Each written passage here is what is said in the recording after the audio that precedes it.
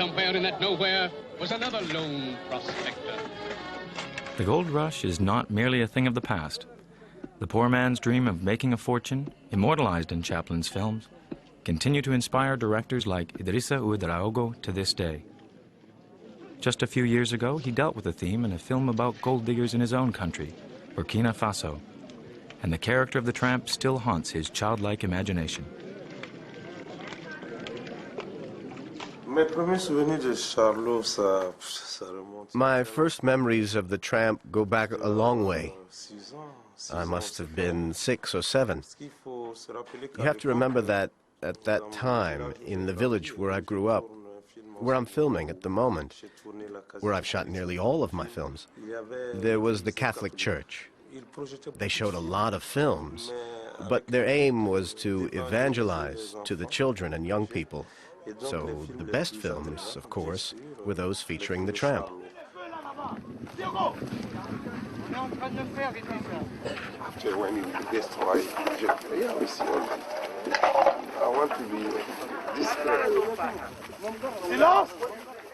It's 3rd November 2002, and Idrissa Ouédraogo is filming his 8th feature film in the countryside around his native town, Ouégoya. Meanwhile, the children of Ouégoya are, in their turn, discovering the gold rush. It's the first time in their lives they've seen the character of the tramp, and his effect is miraculous.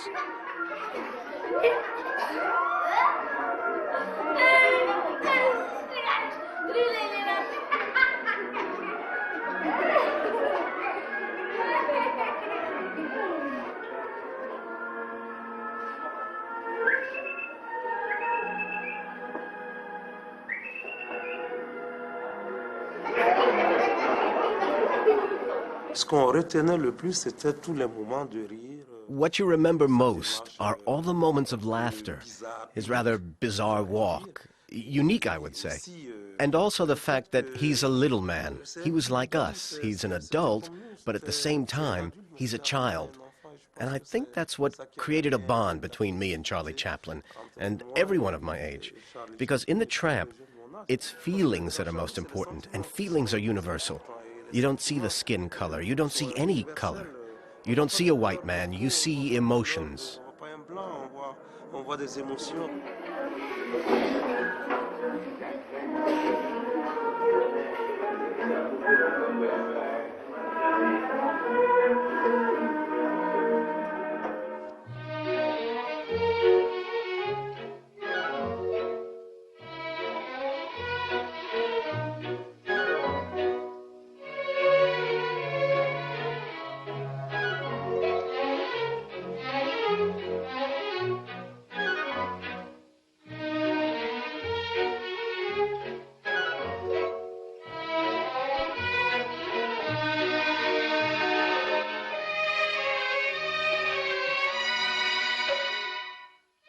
The idea for this scene came to Chaplin after he read a tragic article about the 19th century convoy of immigrants.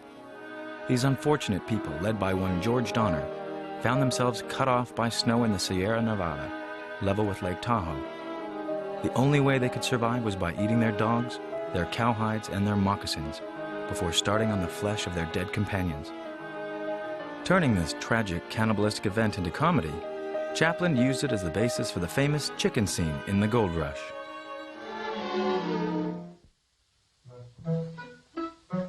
In the original version, Big Jim hallucinated a life-size bird that metamorphosed into the tramp when he tried to grab it. What's the matter, said the little fellow. I thought you were a chicken. While shooting, Chaplin had a better idea. Rather than having Big Jim hallucinate, the tramp himself would actually become a chicken. Ah, well, build up the fire, said Big Jim.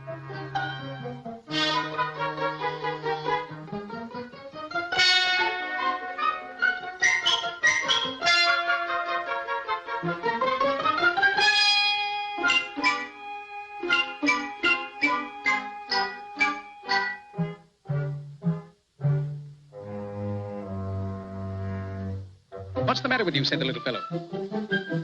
Come, my pretty bird, said Big Jim. Don't be childish.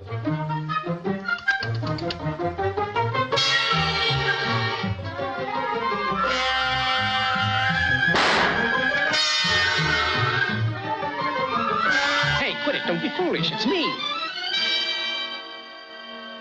You, said Jim. I'm sorry, I must be crazy. Huh. You're telling me, said the little fellow.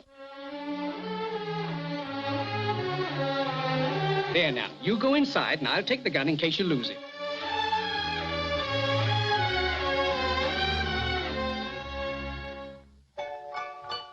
Le plus commun des cinéastes aurait imaginé un coq. More ordinary cinematographers would have used a life-size chicken, of the type we're used to seeing all the time. But he went further and made something enormous. It's proportional to the size of his hunger, of his desire to eat. It doesn't matter at that moment whether it's a bird, an animal, or Charlie. He's so hungry, he wants to eat it.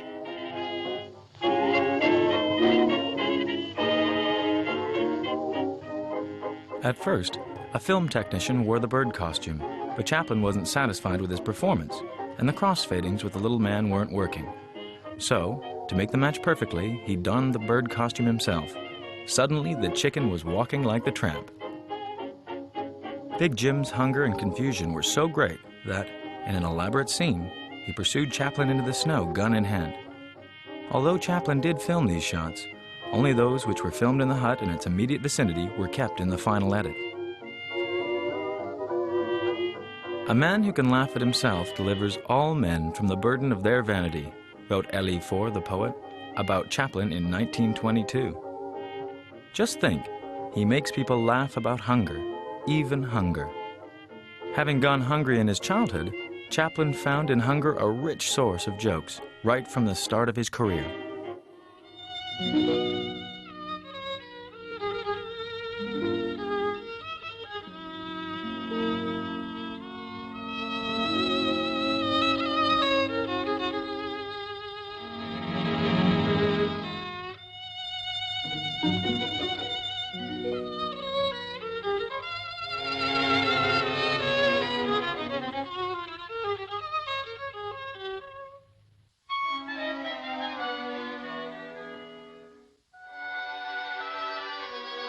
In The Gold Rush, it is the growing pain of hunger never displayed before with such accomplishment, in direct opposition with the film's subject of the glory of wealth, that provides the comical thread.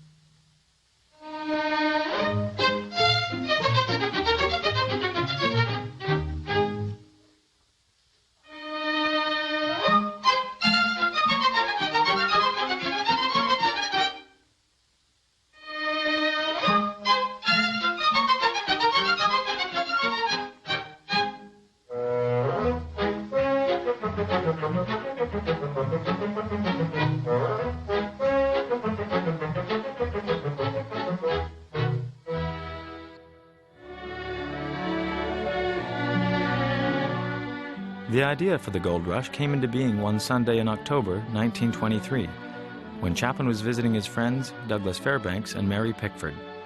You know, he found that story at Pickfair. Yes, I gave Douglas one of these stereoscopic cards, you know. They were three-dimensional. Douglas had a whole library of them, and he stayed the whole afternoon. And that is where, what was called the Klondike, what was it called? Oh, the Gold Rush. The Gold Rush. In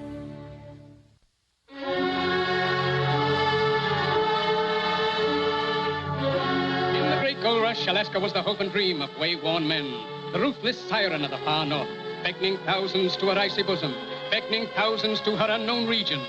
The Chilkoot Pass was the great barrier to the goldfields. Over this pass, men faced untold misery and hardship. Many lost their lives, some fell exhausted the wayside, others lost courage and turned back, but the brave went on.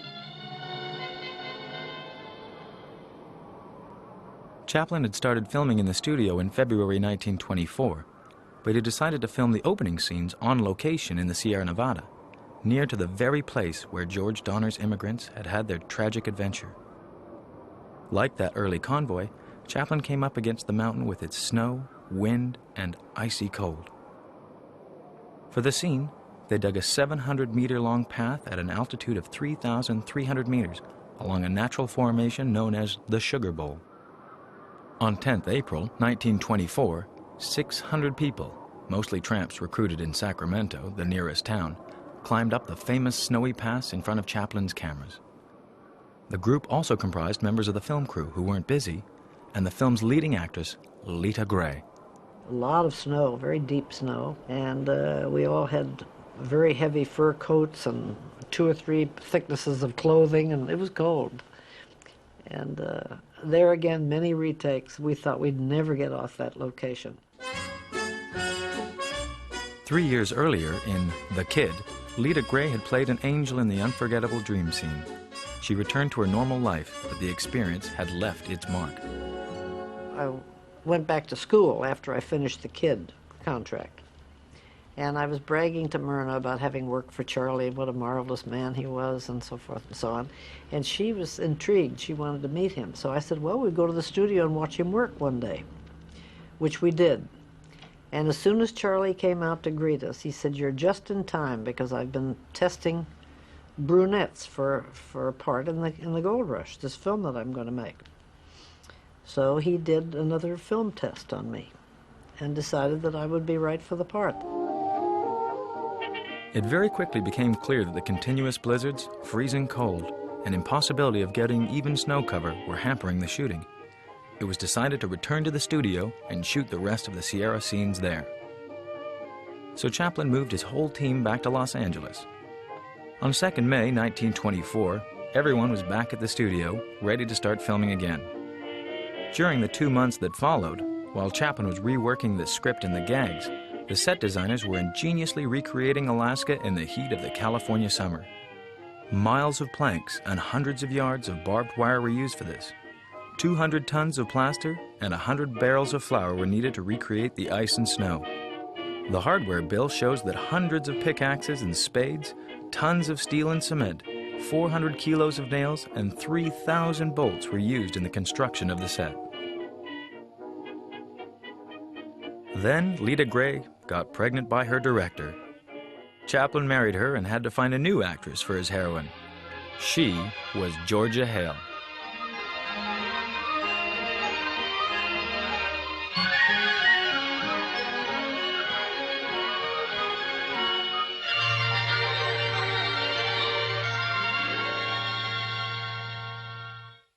He could make anyone do a scene. He did it, he felt it. He really did it himself. He acted himself. He acted the scene out for you, including every flicker of the eye. He just felt it, gave it to you, and instilled it into you so that you just had to give a terrific performance.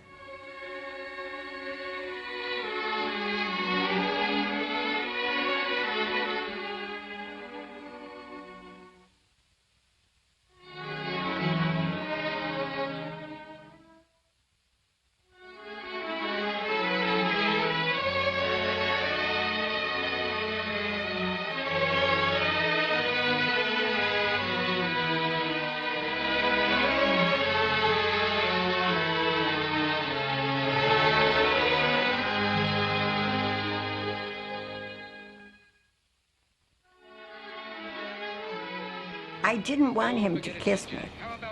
The scene called for him to take me in his arms and give me a good big kiss.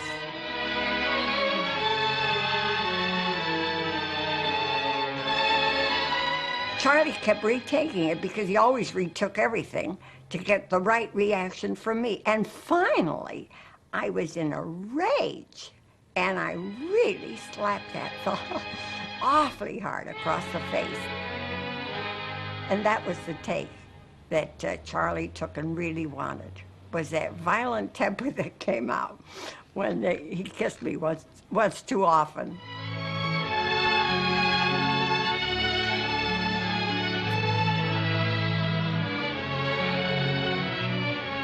Todd Pardon me, said the reporter, but who's the lady? Buzz, buzz, buzz. Oh, you don't say. Well, congratulations. Say, this will make a great story, and with a happy ending. And so it was. A happy ending. That was the happy ending of the second version of the film, remade by Chaplin in 1942.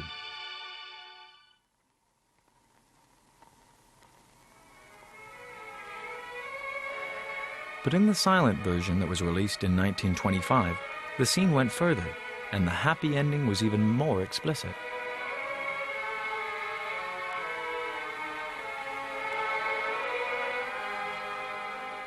So when he had a chance to kiss me, then the kiss lasted way longer than it should have lasted. It went on, and then finally, and then he kept retaking it and retaking it.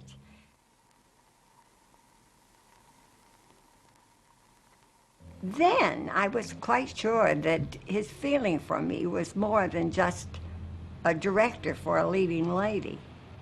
And of course, I knew what my feeling was all my life.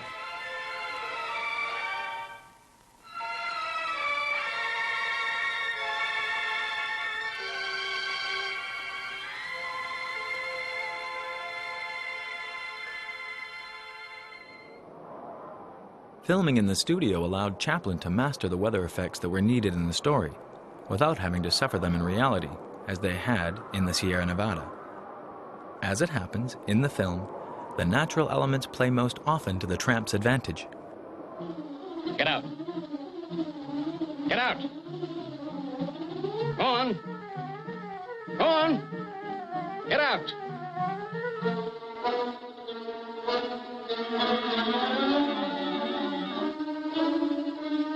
Get out. And the wind also was giving Big Jim his troubles.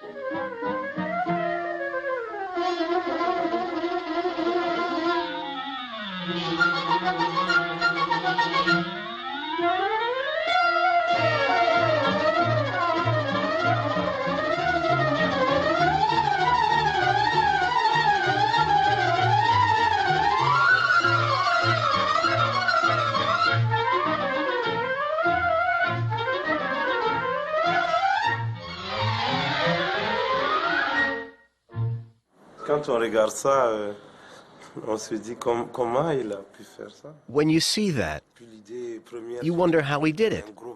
At first you think, it must be a big wind machine at the door. But then you see that his clothes are not moving when you watch closely. So it wasn't that kind of effect that he used. Ici, on aurait utilisé peut-être du savon. Here they might have used soap on the soles of their shoes, so they could slide better. And there must be a slight slope, but you can't see there's a slope, so you get the effect. Go on. Get out.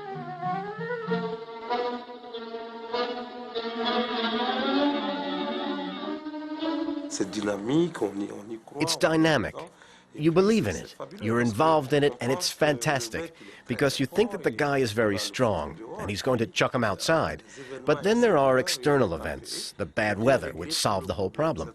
The weather stops the tramp going out, and that means it's the big guy, the strong guy, who is himself ejected from his own house.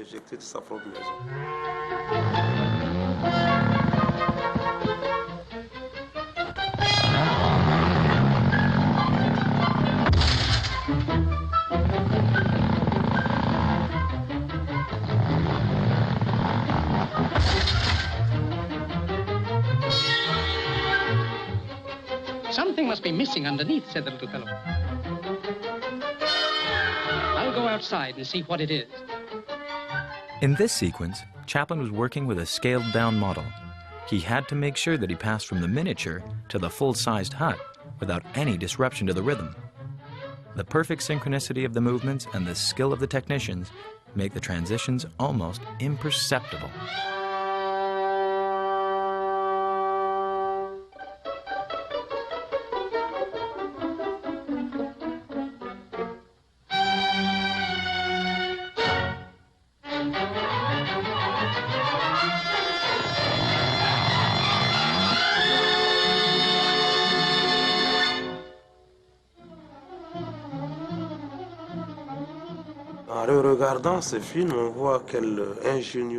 Watching this film, you can see how ingenious, how talented they are. What do they have? There's no modern stuff like computers, but they managed to do extraordinarily fantastic things. There was real thought going into the cinema then, whereas today, movies have become a mere combination of money and very expensive special effects.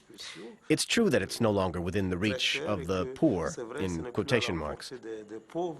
And the poor should watch these films that we all love so much and that still exist today as an extraordinary reference, and be reminded that cinema today is within everyone's reach.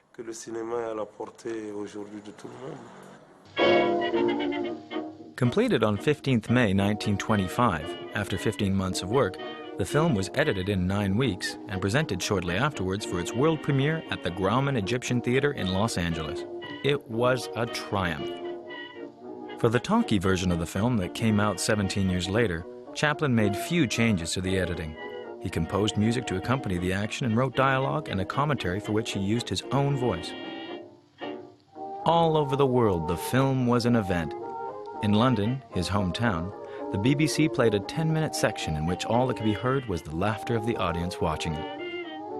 At the Berlin premiere in 1925, the audience applauded the roll scene so loudly that it had to be shown again.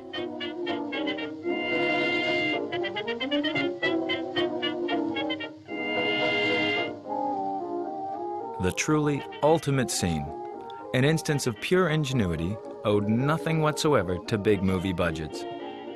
It was replayed by Chaplin the following year to the camera of his friend Ralph Barton. But Chaplin was not the first to bring it to the screen. The idea, which Fatty Arbuckle borrowed and filmed in 1917, came when he and Chaplin were working together at Mack Sennett's.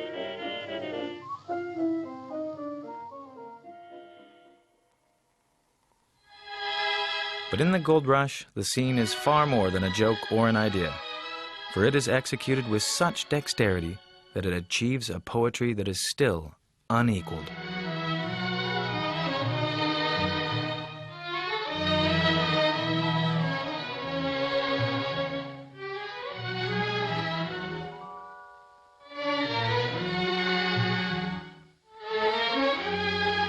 And there was Georgia caressing him with her smiles and tender glances. And the girls called for a speech. But he was too happy to speak. All that mattered was Georgia was there. Georgia. So he muttered and stuttered and finally said, "I can't make a speech, but I'll do a dance." And a dance he did with the rolls.